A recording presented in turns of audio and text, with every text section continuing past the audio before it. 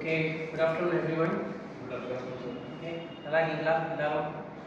நல்லா இருக்கீங்களா? So after Pongal, நம்ம திருப்பி we are back to our schedule actually. So as usual, நம்மளோட இந்த film appreciation forum in association with கலை கலாச்சாரம் நம்ம வந்து collaborate ஆகி இந்த உலக சினிமா திரையிடல் அதில் வந்துட்டு இன்னைக்கு இந்த வாரம் நம்ம பார்க்க போகிற திரைப்படம் 1999ல் ரிலீஸ் ஆன ஜாய் ஜான்ஸ்டன் அப்படிங்கிற ஒரு டைரக்டர் டைரக்ட் பண்ண அக்டோபர் ஸ்கை அப்படிங்கிற தான் ஸோ இந்த அக்டோபர் ஸ்கை இது வந்துட்டு என்ன மாதிரியான படம்? இது வந்து ஃபர்ஸ்ட் பேஸ்ட் ஆன ட்ரூ ஸ்டோரி. நம்ம எவ்வளோ பேர் இங்கே இந்த ஸ்பேஸ் ராக்கெட்ஸ் இதில் தான் இன்ட்ரெஸ்ட் இருக்குது? எவ்வளோ பேர்? ஸோ இந்த படம் கிட்டத்தட்ட அதை பேஸ் பண்ண படம் தான் ஆக்சுவலி. இது வந்து ஒரு biographical based on true story on biographical motivational story மாதிரி, ஒரு சூழ்நிலை போட்டுற மாதிரி ஆக்சுவலி. எப்படின்னா உங்களுக்கு புரியாத மாதிரி சொல்லணும். ஏன் அப்படின்னா ஒரு சின்ன கிராமம் கோல்வுட் அப்படிங்கிற ஒரு கிராமம், அது வந்துட்டு ஒரு வெஸ்ட் வர்ஜீனியாவில் இருக்கிற ஒரு சின்ன ஒரு டவுன் ஆக்சுவலி. அங்கே வந்துட்டு ஒரு பையன் இருக்கான், ஒரு சிறுவன். அவன் வந்து சிறுவன் சொல்ல முடியாது, ஓரளவுக்கு 14-17 வயசு பையன். அவன் வந்துட்டு ஆக்சுவலி கம்மிங் ஆஃப் ஏஜ், அதுலேருந்து வந்து லைஃப் அண்ட் கெரியர் என்ன அப்படின்னு டிசைட் பண்ணும்போது ஃப்ரெண்ட்ஸோட ஜாலியாக லைஃப்பை வாழ்ந்துட்டு இருக்கான். அவன் வந்துட்டு அவனோட வாழ்க்கையில் அந்த ஊரில் ஆக்சுவலி இது நடக்கிறது வந்துட்டு ஒரு 1980s சம்திங் அந்த பீரியடில் நடக்குது. ஸோ அந்த ஊரில் என்ன நடக்குதுன்னா ஃபர்ஸ்ட் டைம் சோவியட்லேருந்து ஒரு ராக்கெட் வந்து லான்ச் பண்ணியிருந்தாங்க. ராக்கெட் வந்துட்டு அந்த ஸ்பேஸ் இதுக்கு போகுது. ஸோ அவங்க கிராமம் அந்த ஊர் வழியாக அவங்களால பார்க்கணும். அந்த ராக்கெட் போகிறத வந்துட்டு they can see அந்த ஹோல் வில்லேஜ். ஸோ ராக்கெட் போகிறதுங்கிறது அது ஒரு பெரிய சந்தோஷம் இல்லையா எல்லாருக்குமே? வானத்தை பார்க்கும்போது ராக்கெட் போடுறப்பா சூப்பர்ப்பா அப்படின்னு சொல்லிட்டு எல்லாருக்குமே அது ஒரு பெரிய சந்தோஷம். ஊர் கிராமம் எல்லாருமே சேர்ந்து they will come and they will enjoy and they will see that rocket போகிறது வந்து வானத்தில் போகிறத வந்து பார்ப்பாங்க, என்ஜாய் பண்ணுவாங்க. அப்போது அந்த சிறுவன் இருக்கான் இல்லையா, நான் சொன்னேன் இல்லையா, அவன் பேர் ஹோமர் ஆக்சுவலி. ஓகே, ஹோமர் சொன்னோடனே நிறைய பேர் புரிஞ்சிருக்கும் ஹோமர். அந்த பையன் என்ன நினைப்பான்னா, இதே மாதிரி ராக்கெட் நம்ம விட்டாங்க அப்படின்னு யோசிப்பான். ஸோ அவன் அவனோட ஃப்ரெண்ட்ஸோட சேர்ந்து இந்த ராக்கெட் பற்றி கொஞ்சம் படித்து, ராக்கெட்டோட பேசிக் மெக்கானிசம் படித்து, அவங்க ஸ்கூலில் இருக்கக்கூடிய சயின்ஸில் ரொம்ப ப்ரில்லியண்ட்டாக இருப்பாங்க. ஒரு சில பையன் இருப்பாங்க, இந்த சோனா குடி கண்ணாடி போட்டு யாராவது ஒரு ஸ்கூலில் இருப்பாங்க, ரொம்ப இன்டெலிஜென்ட்னு இருப்பாங்கல்ல, அது ஒரு பையன் இருப்பாங்க சயின்டிஸ்ட் ஸ்கூலில். அவனுங்களாம் கூப்பிட்டு கொலாபரேட் பண்ணி ஒரு அவங்களே வீட்டில் ஒரு சின்னதாக ஒரு பண்ணி ஒரு ராக்கெட் போட்டு செக் பண்ணி பார்ப்பாங்க. அது தசு புசுன்னு அந்த ராக்கெட் வந்துட்டு அவங்க எல்லா ராக்கெட் அவங்க செய்யறது எல்லாமே மிஷன் வந்துட்டு ஃபெயில் ஆகும். இப்போ எல்லாருமே ஊரில் இருக்கிறவங்கன்னா ஆஸ் யூஷுவல் உங்களுக்கு தெரியும், இந்த மாதிரி ஒரு ஆசையோடு இருந்தால் என்ன பண்ணுவாங்க, எல்லாருமே வந்துட்டு அதை வந்துட்டு டிமோட்டிவேட் பண்ணுறாங்க. இதெல்லாம் உனக்கு நடக்காது, ராக்கெட்டை விடுறதுன்னா அவ்வளோ ஈஸியாக, நீ எல்லாம் பைத்தியக்காரத்தனமாக பண்ணிட்டு இருக்க, உன்னால தான் பக்கத்து கிராம இந்த ஃபயர் வந்துட்டு ஃபாரஸ்ட்டில் வந்துட்டு ஆயிடுச்சு, நீ விட்ட அந்த ராக்கெட்னால அப்படின்னா சொல்லி இவங்க கிரிட்டிசைஸ் பண்ணி, இது அந்த ஊரில் வந்துட்டு மேஜர் பிஸ்னஸ் என்னன்னு பார்த்தா கோல், இந்த கறி இது எடுக்கிறத, அந்த கறி அது என்ன சொல்லுவாங்க, அந்த கோல் ஃபேக்ட்ரி, அந்த கோல் ஃபேக்ட்ரியே இருக்காங்க. அந்த கோல் மைன்ஸ்குள்ள ஒர்க் பண்ணுறது it's not a easy thing. இந்த கோல்குள்ள ஃபேக்ட்ரியில் ஒர்க் பண்ணுறதுக்கு இந்த பையனோட அப்பாவும் அதில் தான் வேலை செய்வாரு, குடும்பமும் அதில் தான் வேலை செஞ்சுட்டு வராங்க. இந்த பையனையும் வேறு வழி இல்லாமல் அந்த ஃபேக்ட்ரியில் வேலை செய்ய ஒரு சூழ்நிலை ஆகும். ஸோ இந்த ராக்கெட் போடுற வேலையெல்லாம் விட்டுட்டு ஒழுங்காக கோல் அதுக்குள்ளே வந்துட்டு வேலை செய்யும் அப்படின்னு சொல்லிட்டு அவங்க ஃபோர்ஸ் பண்ணி தருவாங்க. பட் அந்த பையனோட பேஷன் விட்டு போகாது. அதான் சொல்லுவாங்கல்ல, சீக்ரெட் இன் தி ரைஸ்னு ஒரு படத்தை சொல்லுவாங்க, nothing can change a man's passion அப்படின்னு. You can take everything from your okay, but you can't take the passion from you. உங்ககிட்ட இருக்கிறது எல்லாத்தையும் எடுத்துக்கலாம், பேஷன் எடுக்க முடியாது. ஸோ என்ன நடக்கும்னா, அந்த பேஷனோட அவன் என்ன பண்ணுவான்னா திருப்பி ஒரு கன்விக்ஷனோட வந்து அவன் அந்த ராக்கெட் பற்றி படித்து, அவங்க அந்த ராக்கெட் லான்ச் பண்ணாங்களா, அவங்க ஃப்ரெண்ட்ஸோடு சேர்ந்து ஒரு ராக்கெட்டை அவங்க லான்ச் பண்ணாங்களா, ஒரு டெமோ ராக்கெட் மாதிரி அதை வந்துட்டு பண்ணாங்களா இல்லை பண்ணலையா, அப்புறம் பின்னாடி என்ன நடந்ததுங்கிறது தான் இந்த அக்டோபர் ஸ்கை படத்தோட கதை. So it's a motivational story.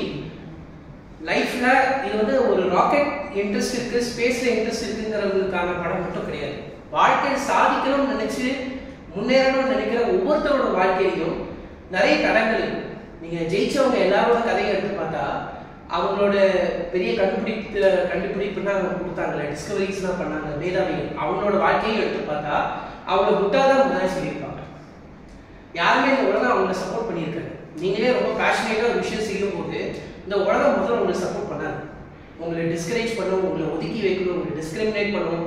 ஆனால் அதெல்லாம் தாண்டி உங்களோட கோலில் நீங்கள் ரொம்ப குறியாக இருந்து நீங்கள் அதை அடித்து தள்ளி நீங்கள் ஜெயிச்சு காட்டும் போது தான் இந்த உலகம் உங்களை திரும்பி பார்க்கும்.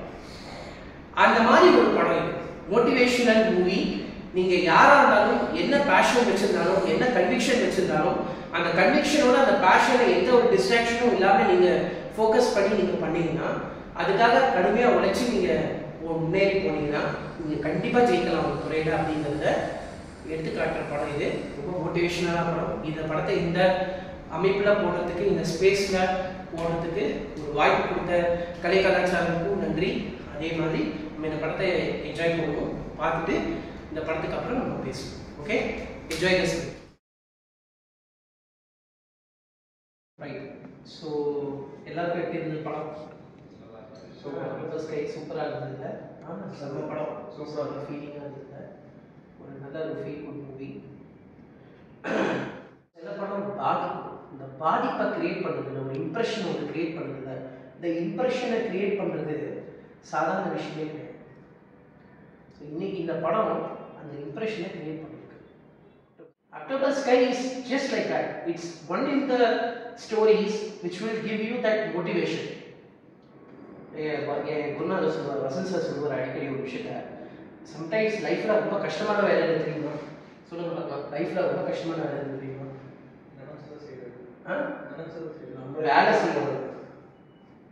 வேலை செய்யறதை விட டஃப்பான வேலை பாருங்க.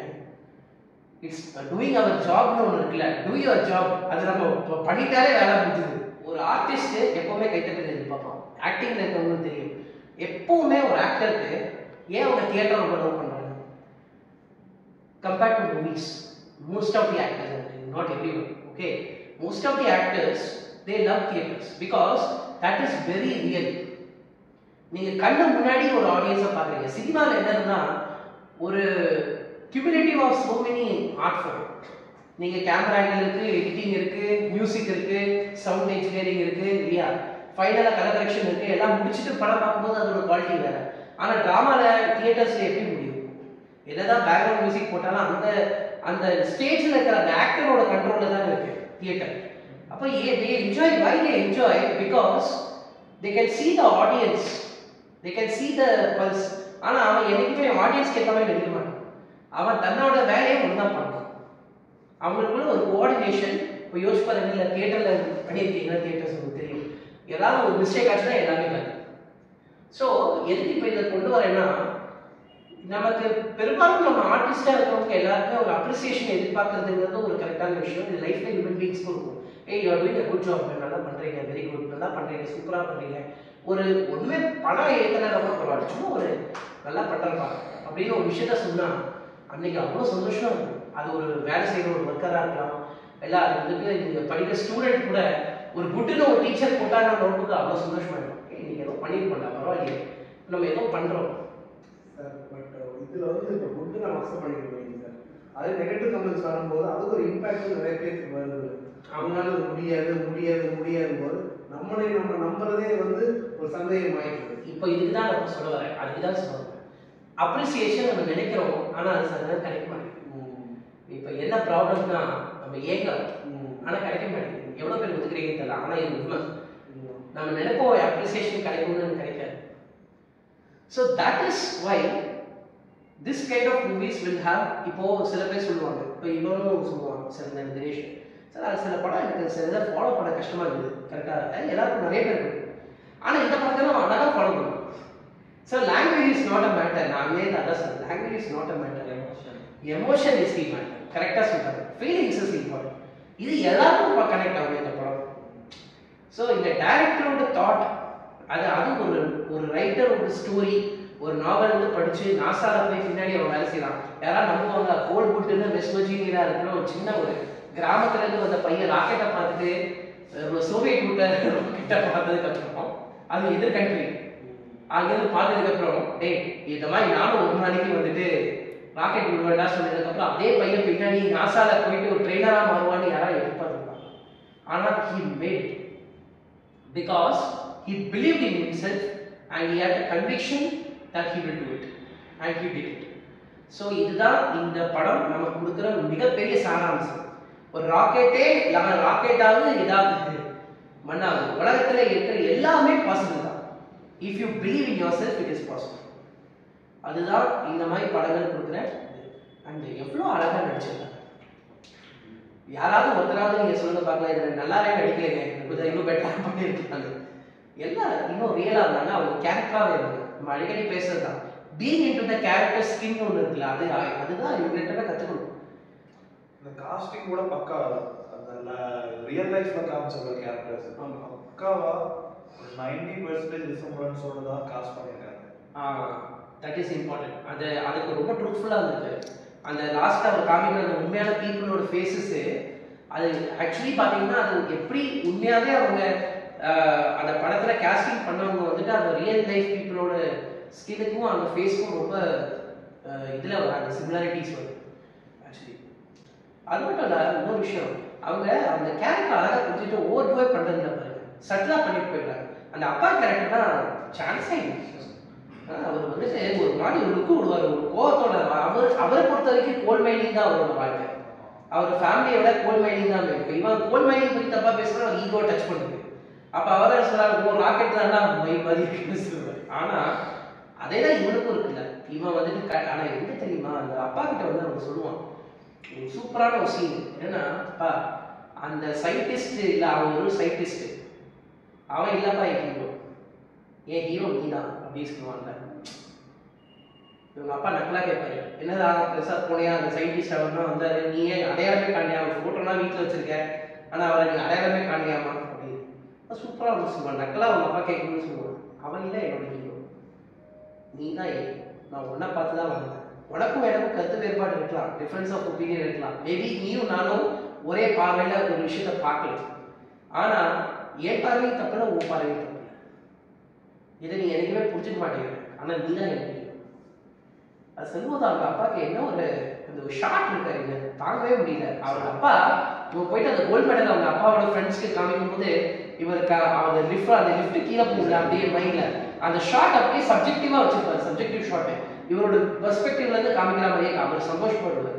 ஒரு சின்ன ஸ்டைலோட கீழே போகும். As usual you told me, so he's kind of inside the prison jail மாதிரி அவருக்கு கோல் மைண்ட்ல இவன் வந்து சுதந்திரமா மற்றபடி வெளில போறான் அப்படிங்கிற அந்த சீன் ரொம்ப மேட்ச் ஆச்சு. See that is அது ஒரு மெட்டாஃபர் பாத்தீங்களா, அது ஒரு சிறை வந்துட்டு விஷுவல்ல இன்டர்பிரிட்டேஷன்ல அவரோட வாழ்க்கை. ஏன்னா அந்த கோல்வுட்ல வேலை செய்யற எல்லாருக்குமே அது சிறை. ஏன்னா அதுதான் அந்த டீச்சர் சொல்றாங்க, நான் இந்த கோல்வுட்ல இருந்து இந்த குழந்தைகளை வெளியே கொண்டு வர பார்க்கிறேன், நீங்க என்னன்னாலும் தற்கொலையாவே இருங்க, நீங்க இருக்கே போங்கன்னு சொல்லிட்டு பண்றீங்க. கோல்வுட்ல வேலை செய்யறவங்க தற்கொலைன்னு அர்த்தம் இல்லை. ஆனா அதுதான் வாழ்க்கையில நீங்க எப்படி அவங்க ப்ரெஷர் கொடுப்பாங்க. இதுவும் அரசியல் தானே. இது யோசிச்சு பார்த்தா இதுல ஒரு பாலிடிக்ஸ் இருக்குல்ல. அதாவது இப்ப நம்ம ஊர்ல ஒன்று சொல்றாங்க, செருப்பு தைக்கிறவன் போல செருப்பு தைக்கிறவன் தான் இருக்கணுங்கிற மாதிரி தான் கோல்வுட் ஃபேக்டரியில வேலை செய்யறவன் பையன் கோல்வுட் ஃபேக்டரியில தான் வேலை செய்யணும்னு சொல்றது என்ன அர்த்தம் இருக்கு? அவன் சயின்டிஸ்டா வரலாம், டாக்டரா வரலாம், பெரிய இன்ஜினியரா வரலாம், என்ன அவனோட திறமைக்கு அவனுக்கு கிடைக்க வேண்டிய சந்தர்ப்பமும் அதுக்கான இதுவும் கொடுத்துதான் ஆகணும். இது வந்துட்டு அது அந்த அரசியலை பின்னாடி எவ்வளோ அழகா பெயிண்ட் பண்ணியிருக்காங்க. அதுதான் நம்ம இந்த படத்துல பார்க்கணும். ஒரு ரொம்ப முக்கியமான ஒரு பகுதி. ரொம்ப பிடிச்சது வந்து அப்பா கேரக்டர் தான். நான் அது ஆக்சுவலி ரொம்ப சாஃப்ட். நான் ஏன் பாயிண்ட் ஆஃப் வியூல நான் ஒரு கோல் மைண்ட்ல ஒர்க் பண்றாங்க, இவ்வளோ பேரோட இரவு வாழ்வு எல்லாமே பார்த்துருக்காங்க.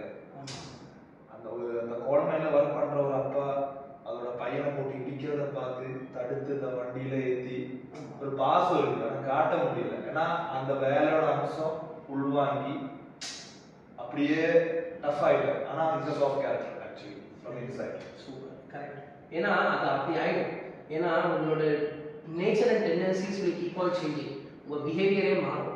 ஃபார் எக்ஸாம்பிள் அந்த பையன் சொல்லுவான் ஃப்ரெண்ட்ஸ் கிட்ட, நான் ஒரு மாசம் தான் வேலை செய்ய கையை பாரு எப்படி ஆயிடுச்சு, இன்னும் ஒரு 2 மாசம் வேலை செஞ்சாலும் நீ யார் நீ வேலை செய் உங்கள்கிட்ட எதுக்கிட்டா ஒருத்தர் அவன் நீங்க அடிச்சு ஒரே ஆஃப்ல அடிச்சு நடத்தி ஒரு மாசத்துல வேலை செய்யற அவனுக்கே இவ்வளவு தூரம் அந்த நடக்கும் அப்படின்னா மஸ்குலர்ல அந்த அளவுக்கு ஒரு இது ஒரு சேஞ்ச் வரும்னா இவ்வளவு வருஷமா அவங்க அப்பா அந்த டெஸ்டோஸ்டெரான் லெவல் எல்லாம் ரொம்ப ஹையா இருக்கும்.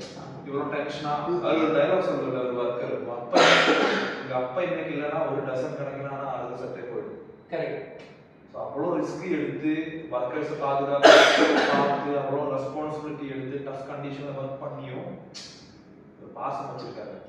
கொண்டாட்டி போய் சொல்லுவோம், நீ இன்னைக்கு உதவி பண்ணா நான் விட்டுட்டு போவோம். ஆக்சுவலி அது ரொம்ப பியூட்டிஃபுல்லான திங். அவங்க அம்மாவுக்கு ஒரு கண்டிஷன் இருப்பாங்க, அவங்க அம்மாவோட கேரக்டரும் பியூட்டிஃபுல்லாக இருக்கும். அவங்க ஒரு உள்ள அந்த அலாரம் சவுண்ட் கேட்கும்போது அவங்க வீட்டுக்கு கேட்க முடியல. அவங்க சொல்லுவாங்க, எனக்கு எந்த ஆச்சரியமும் இல்லை, உங்கள் அப்பா செத்து போனாலும் என் கண்ணில் டிஎஸ் வராது. பிகாஸ் உங்கள் அப்பா வேணும்னே ஹீரோயிசம் காட்டுறதுக்காக தானே போய் நிறைய இடத்துல மாட்டிக்கிறாரு அப்படின்னு. அந்த அம்மாவுக்கு உள்ளே எவ்வளோ பதட்டம் இருக்கும். அவங்க ஹஸ்பண்ட் அடிபட்டு வரும்போது அவங்களுக்குள்ளே எவ்வளோ, ஆனால் அவங்க தான் ஆசைப்படுறாங்க அவங்க பையன் வந்துட்டு அவங்க அப்பா மாதிரி ஆகிடும் தான் பையன். அது எவ்வளோ பியூட்டிஃபுல் கேரக்டரைசேஷனுங்க. அந்த அம்மாவுக்கு சீன்ஸ் நிறைய இருக்காது, ஆனால் அந்த அம்மாவோட சீன் எல்லாமே நல்லா இருக்கும். ஏன்னா அவங்க பையன்கிட்ட சொல்கிறாங்க, நீ வேலைக்கு போகக்கூடாது, நீ அந்த வேலைக்கு நான் போக அனுமதிக்க மாட்டேன். மூத்த பையனுக்கு ஃபுட்பால் விளையாடி அதில் ஏதோ கிடைக்கும் ஸ்காலர்ஷிப். ஆனால் அவங்க என்ன சொல்லுவாங்க, அவன் போகிறான்னா அவன் படிக்கிறான், அதுமாதிரி நீ படிக்கணும். ஆனால் இவன் இருந்தால் ஃபேமிலி ரெஸ்பான்சிபிலிட்டி எடுத்துக்கிட்டு எவ்வளோ பியூட்டிஃபுல்லான சீன் அது. அந்த ஃபேமிலி ரெஸ்பான்சிபிலிட்டி எடுத்துக்கிறதுக்காக அவங்க தன்னோட பிடிச்ச விஷயத்தை தியாகம் பண்ணி போகும்போது அந்த டீச்சர் ஒன்று சொல்லுவாங்க, ஒரு அவன் பார்க்க வரும்போது, இங்கே பாரு, I am very proud of you. நீ என்ன வேணா டிசிஷன் எடுக்கலாம். நீ வந்து if you want to work in that Goldwood factory, if you further willing, நீ ஒர்க் பண்ணலாம். நான் வந்து ஒரு ரொம்ப சொல்ல போகிறேன். ஆனால் ஒன்று ஞாபகம் வச்சுக்கோ, எனக்கு நான் இவ்வளோ நாள் கிளாஸ் எடுத்தேங்கிறது எனக்கு பெருமை கிடையாது.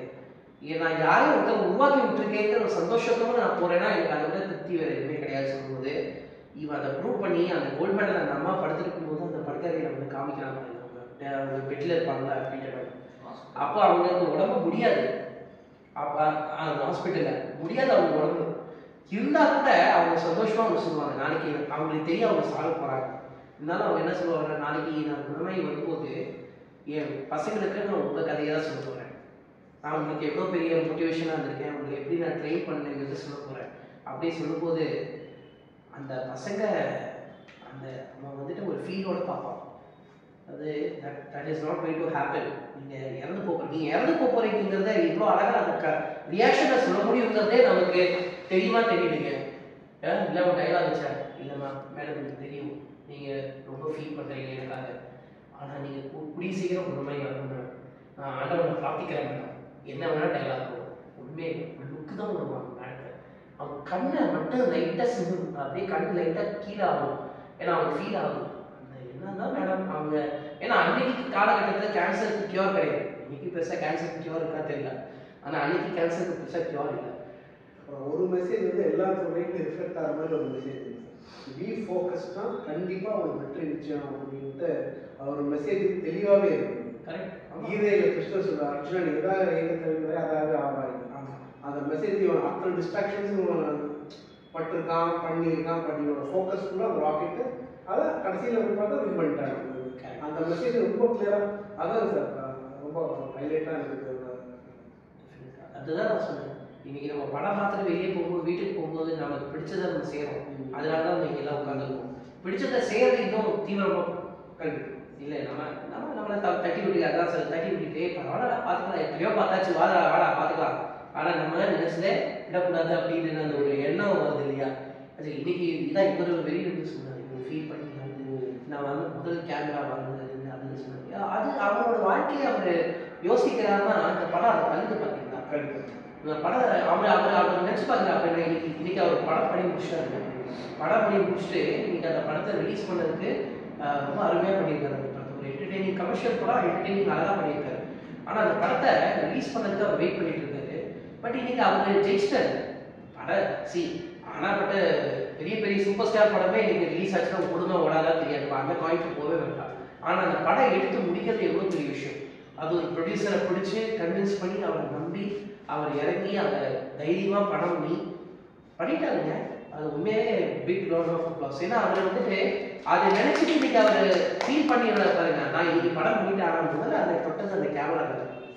இந்த கேமரா வாங்கிட்டு அந்த வீட்டில் என்னென்ன சொன்னாங்க, இது ஒரு படம் என்னென்ன பண்ணும், ஒரு யாரோ கேட்டாங்க வச்சுக்கோ, ஒரு படம் என்னையா பண்ணுவோம், நான் ரிதம் அடிக்கடி சொல்லிட்டு இருக்கோம், ஒரு படம் என்னையா ஆர்டர் பண்ணுவான், ஒரு படம் என்ன டைரக்டர் ஆகி வச்சுப்பா, அவன் நீங்கள் ஐடி கம்பெனியில் இருக்கிறவங்க கேட்டிங்கன்னா ஷாஷாங் ரெடம்ஷன் ஒரு படம் சொல்லுவான்.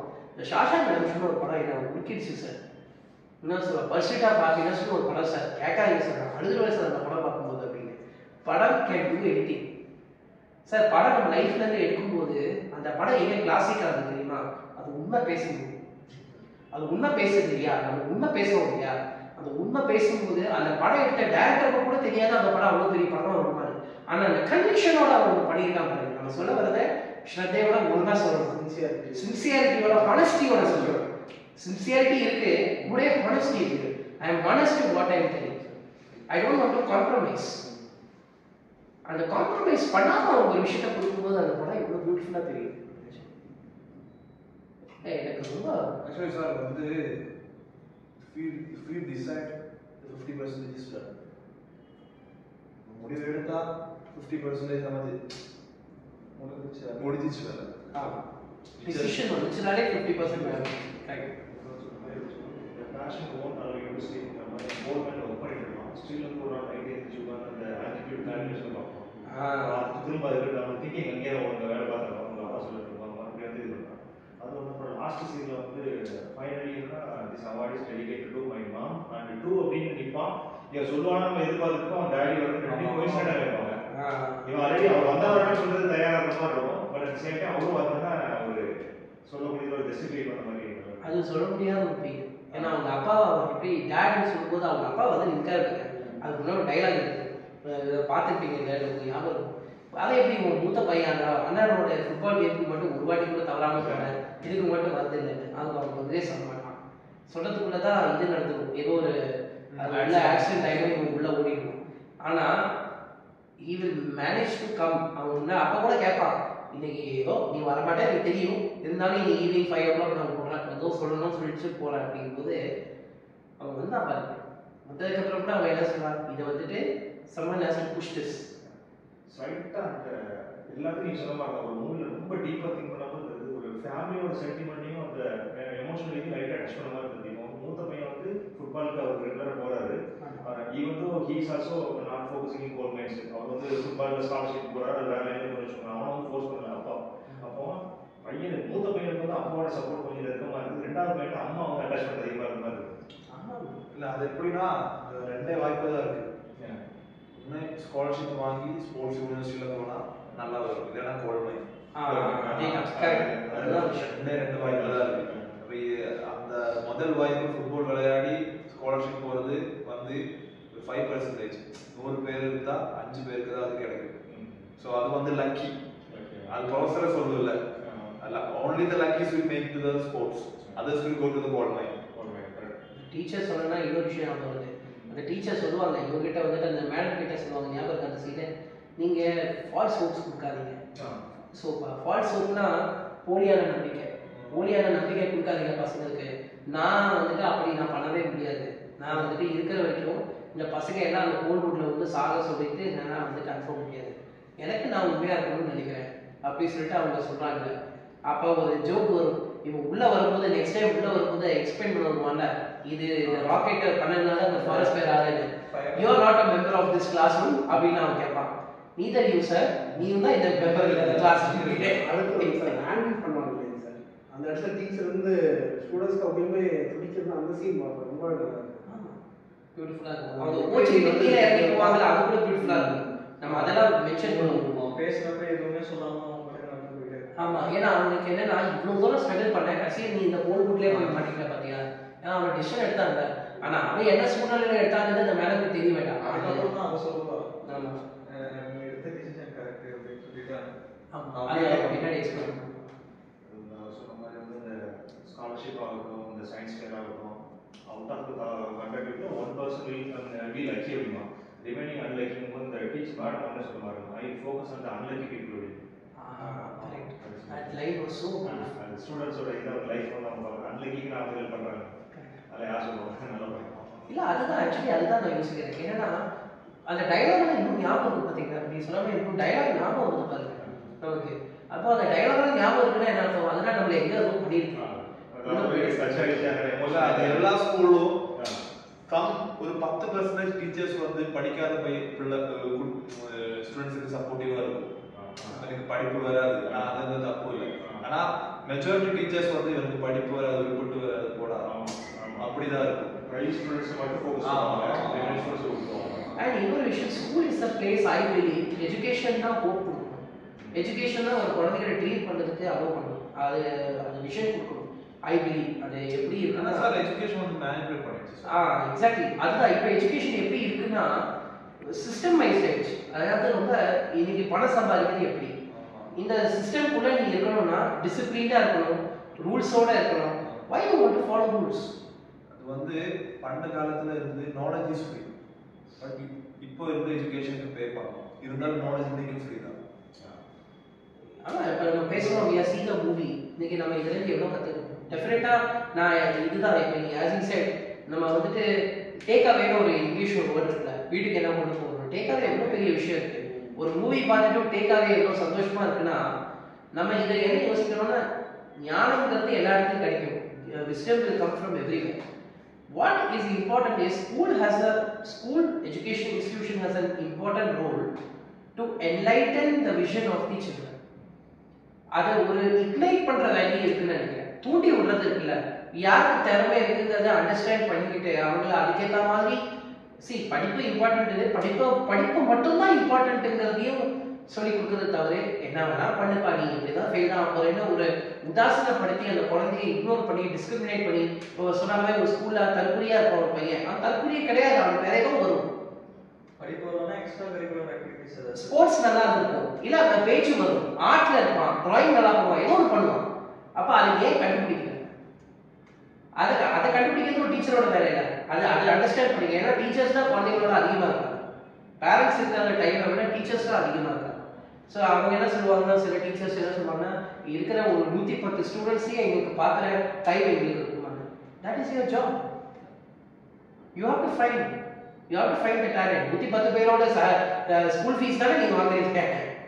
நீங்கள் ஒரு ஸ்டூடெண்ட்டோட இன்னொரு பாயிண்ட், பேரண்ட்ஸ் நிறைய மிஸ்டேக் பண்ணுறாங்க. இப்போ என்னென்ன ஒரு உதாரணம் இன்ஜினியரிங் தான் நம்ம பையன் படிக்கணும், இல்லை நம்ம டாக்டர் படிக்கணும், அந்த மாதிரி ஒரு ஃபோக்கஸ் படி அவனுக்கு வேற ஏதாவது இன்ட்ரெஸ்ட் இருக்கும். ஆனால் அவங்களோட ஃபோக்கஸ் கூட என்னன்னா இன்ஜினியர் ஆகணும், இது பண்ண அது பண்ண எனக்காக அந்த ஒரு ப்ரெஷரும் போடுவாங்க. அந்த டைம்ல என்ன ஆகுதுன்னா அவனோட ஒரிஜினாலிட்டி அங்கே கட் ஆகுது, ஸ்பாயில் ஆகுது.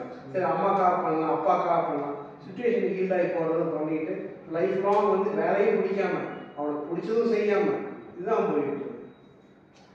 பேரண்ட்ஸ் ஒரு முக்கியமான ரோல் இருக்குங்க சார். ஏன்னா பையனுக்கு என்ன வேணும், அவனுக்கு என்ன கெப்பாசிட்டி, என்ன பையன் போட்டு என்ன வேணும், என்ன கெப்பாசிட்டி இருக்கு, எப்படி வருவாங்க. ஒரு காம்படிட்டிவ்னஸ் இருந்துச்சுல்ல சார், அது இன்னைக்கு ஹெல்த்தியாவே இல்லை. அது த்ரெஷோல்டு ரொம்ப மானிட்டைஸ்டா இருக்கு. பணம் சம்பாதிக்கிற மெட்டீரியலிஸ்டிக் ஹாப்பினஸ் பின்னாடி தான் நிறைய பேர் போறாங்க. பேசிக்கா அவன் பிடிச்ச சாப்பிட்றது தூங்குறதுக்கு இருக்க ஃப்ரீடம் அதை ஒர்க்ல பண்றதுக்கு இருக்க மாட்டேங்குது. அன்ஃபார்ச்சுனேட்லி இப்போ ரொம்ப மோசமா இருக்கு போயிட்டு. இப்போ குழந்தைகளுக்கும் எப்படி சொல்லி கொடுக்குறாங்கன்னா ஆர்ட்டா சொல்லி கொடுக்குறது. இன்னொன்று சார், கேம்ஸே இப்போ ரொம்ப அவாய்ட் பண்ண ஆரம்பிச்சிட்டாங்க. பேரண்ட்ஸே வந்து கேம்ஸ் புஷ் பண்ணி ஃபிசிக்கல் கேம்ஸ் அதுவே இப்போ பெருசா இல்லை. அது வந்து எல்லாருமே வந்து கன்வின்ஸ் ரொம்ப பார்க்குறாங்க. பேரண்ட்ஸாக இருந்தாலும் ரொம்ப கன்வின்ஸாக இப்போ ஒரு குழந்தை அழுந்தா ஃபோனை கொடுக்குறாங்க. அப்படியே க்ரைம் ஸ்டாப் ஆகுது. அப்பெல்லாம் குழந்தை அழுதா தாத்தா ஒரு கதை சொல்லுவார், பாட்டி ஒரு கதை சொல்லுவாங்க. இப்போ கதை கேட்குற பழக்கமே போச்சு. எத்தனை பேர் வீட்டில் உட்காந்து ஃபேமிலியோட ஒன்றா சேர்ந்து டின்னர் சாப்பிட்றாங்க? எத்தனை பேர் உட்காந்துட்டு அப்போல்லாம் ஊரில் பார்த்தீங்கன்னா வெளியில் இவர் சொல்லுவார் அடிக்கடி, வெளியில் வந்துட்டு ஒரு இது இருக்கும், அது என்ன சொல்லுவாங்க, வெளியில் டின்னர்னு சொல்லுவாங்க. அவங்க உட்காந்து ஊர் கதை பேசுவாங்க. அப்போ ஒருத்தர் பாட்டு பாடுவான், ஒருத்தர் டான்ஸ் ஆடுவான், ஒருத்தர் அதை வெத்தியை சாப்பிடுவாங்க, நல்ல விஷயத்த சாப்பிடுவாங்க. நல்ல ஒரு போட்டி போறாம எல்லாருக்கும் இருக்கும், மஜகத்தனமே எல்லாருக்கும் இருக்கும். எதனாலும் ஒருத்தர் இன்னொருத்தரை விட்டு கொடுக்க மாட்டாங்க. ஏன்னா அடுத்த நாள் ஒருத்தர் பார்க்கணும். தப்பு பண்ணா கூட முகத்துக்கு நேரம் கேட்டு மன்னிப்பு கேட்டுருவாங்க. இப்பெல்லாம் வாட்ஸ்அப்ல கூட அந்த மன்னிப்பு கேட்கற மனசு வர மாட்டேங்குது. அவன் என்ன, நான் பிளாக் பண்ணி வச்சிருக்கேன், ஈஸியா பிளாக் பண்ணிடலாம், இனிமே நான் ஃபேஸே பண்ண மாட்டேன். அப்படி எத்தனை பேரை பிளாக் பண்ணணும்?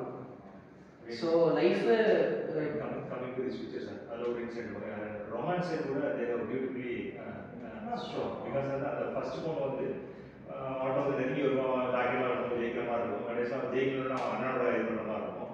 அந்த சமயத்தை அவனுக்கு ரொம்ப வெப்சைட்டில் வந்து அந்த சமயத்துக்கு ஒரு நல்ல பொண்ணு அவனுக்கு வந்து சப்போர்ட் பண்ணுவாங்க. அந்த அந்த சீன் வந்து அவன் ஸ்டார்டிங்ல இருந்தே அவனை ஃபாலோ follow பண்ணி பண்ணிட்டு அந்த ஆக்சுவலி முதல்ல ஃபாலோ பண்ணுவான். இந்த சீன்ல பேக் பெஞ்ச்ல இருந்து முறைக்கிறாங்க. ஆனா என்ன இவன் அவளை லவ் பண்றான்னு தெரிஞ்சோடனே அவன் இவனை டிஸ்டர்ப் பண்ண மாட்டான். ஆனா அவன் பேரத்தான் அவன் அண்ணன் கூட போயிட்டான்னு தெரிஞ்சோடனே அவன் வந்துட்டு அவன்கிட்ட சொல்றான், நீ லக்கிடி ஜெயிலுக்கு போகாம இல்லையா, அதுவே பெரிய விஷயம் தான். நம்ம தமிழ் சினிமா கான்செப்ட் தான் இருந்துச்சு. இல்ல எல்லா ஊர்லயும் தமிழ் சினிமாவா இந்தியன் சினிமா எல்லா உலகத்துலயும் ஒரே ஒரு கான்செப்ட் தான். நீங்க ஜெயிச்சா கேர்ள் ஃப்ரெண்டு கூட வருவாளா. ஆனா அது ஒரு விஷயம் இருக்கு, அப்படி நிறைய கேர்ள் ஃப்ரெண்ட்ஸ் அப்படி பண்ணியிருக்காங்க. But girls also have passion. அதான் ஒரு பொண்ணு அப்படி பண்ணாததுக்கு எல்லா பொண்ணும் அப்படி இல்லைங்களா. நிறைய நல்ல பொண்ணுங்களும் இருக்காங்க. ரைட்டா அது திருச்சிட்டு மனதை சொல்லுவாங்க. நம்ம கூட இருக்கிற நல்ல பொண்ணை மறந்துட்டு யாரோ ஒரு பொண்ணை நம்ம பார்ப்போம். கூட இருக்கிறவங்களே ஒரு பெரிய சப்போர்ட்டிவா இருப்பா. ஆக்சுவலி அதை நம்ம என்னைக்குமே பார்க்க மாட்டோம். அது லைஃப்ல ரொம்ப முக்கியங்க. நம்ம ரொம்ப தூரம் தேடுவோம். எங்கடா நமக்கு எனக்கு ஒருத்தன் கூட மோட்டிவேஷன் கீழே ஒருத்தன் கூட என்கிட்ட இல்லை, பக்கத்துலேயே ஒருத்தர் நல்லா ஃப்ரெண்ட்லியாக இருப்பாங்க. அவங்கள நீங்கள் பார்க்கணும், அடையாளம். அதுதான் எவ்வளோ விஷயம் அது பாருங்க. ஒரு படத்தை தோண்டனா தோண்ட தோண்ட புதையல் கிடைக்கிற மாதிரி இல்லையா, தோண்ட தோண்ட புதையல் கிடைக்கிற மாதிரி எவ்வளோ மேட்டர் வருது படத்தை விட்டு வெளியே. பியூட்டிஃபுல்லாக இருக்கு. பட் எங்களோட நோக்கம் பர்சனலி இந்த இடத்துல நான் என்ன சொல்றேன்னா, அது ஒரு கலை கலாச்சாரத்தோட நோக்கம் என்ன அப்படின்னா, ஒரு நல்ல சினிமா திரையிட்டு ஒரு உலக சினிமாவை ஒரு ஃப்ரெண்ட்லியாக நம்ம எல்லாரும் ஒரு இது வந்து ஒரு ஹப்பு மாதிரி எல்லாரும் வந்து படம் பார்க்கணும். படம் பார்த்துட்டு நல்ல திரைப்படங்களை பற்றி பேசணும். அது நம்மளை எங்கேயோ ஒரு டைரக்ஷன் கூட்டிட்டு போகும். ஆனால் நான் நினைக்கிறேன் இதை பார்த்துட்டு நிறைய பேருக்கு யூஸ்ஃபுல்லாக இருக்கு. நிறைய பேர் எங்கிட்ட வந்து ஸ்கிரிப்டை சொல்றாங்க, சார் இந்த மாதிரி நான் ஸ்கிரிப்டே இருக்கேன் சார், அது அந்த படம் காட்டுவீங்க, அதே ஒரு ஃபீல் வந்தது சார். அது எனக்கு ரொம்ப பிடிச்சிருக்கு. அப்போ நம்ம போகிற பாதை கரெக்டாக இருக்குன்னு அப்பப்போ எனக்கு மனசுக்கு தோணும். உள்ள ஒரு சந்தோஷம் இருக்கு. இது வந்து ஒரு குரூப் எஃபர்ட் தான். அப்போ அந்த ஒரு ஸ்பேஸ் இவங்க கொடுத்துருக்காங்க அப்படிங்கிறது நம்ம உண்மையிலே பாராட்டணும். கலை கலாச்சாரத்துக்கு இந்த எஃபர்ட் அவங்க போட்டுட்டு இந்த வென்யூ அண்ட் இந்த ப்ரிமைஸ் கொடுக்கறதுக்கு ரொம்ப பெரிய பாராட்டு ஆக்சுவலி. ஸோ வித் தேட் கண்டிப்பாக ரொம்ப சந்தோஷமாக இருக்குது. இன்றைக்கி நம்ம இந்த படத்தை பற்றி பேசணும். இதே மாதிரி தொடர்ந்து நிறைய ஒரு நல்ல உலக சினிமாக்களில் இங்கே திரையிடறதுக்கான சூழ்நிலை இருக்கும். அப்போ வந்துட்டு நீங்கள் இதே மாதிரி தொடர்ந்து வந்துட்டு இருக்கும்போது வாங்க, இதே மாதிரி நிறைய பேசுவோம். இன்னும் நிறைய பேர் வாங்க. All are invited. There is no entry fee. There is no charges. Anyone can come. You can enjoy cinema together. Thank you. Have a great day.